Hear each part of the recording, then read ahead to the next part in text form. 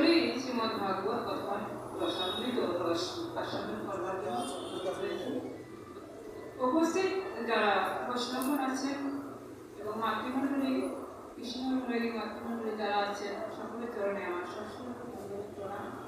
কারণ আপনাদের কৃপা এবং আশীর্বাদ যদি থাকে তবে ওই কথা বলবার মতো আমার স্থিতি আসবে বা আপনাদের একটা কথা আপনাদের আমি শ্রবণ করতে পারবো।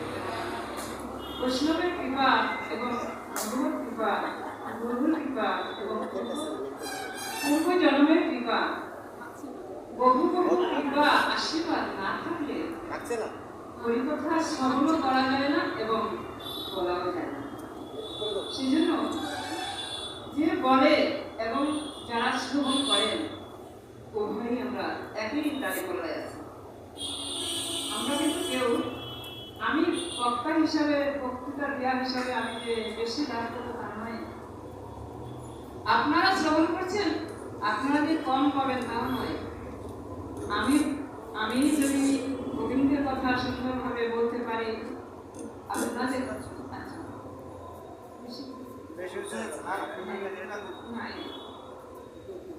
সেটা হবে আপনাদের কৃপায়।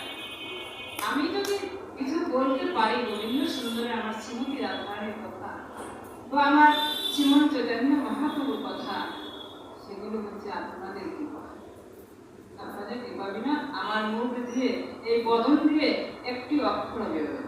সেজন্য কৃপা বিনা এবং বৈষ্ণবের চরণ ধুলি বিনা কখনোই মানবের জীবাত্মার সদ্গতি হয় না। বৈষ্ণবের সঙ্গ, চরণ ধুলি, কৃপা, এই কয়টাই আমাদের জীবনে প্রধান প্রাপ্য বস্তু।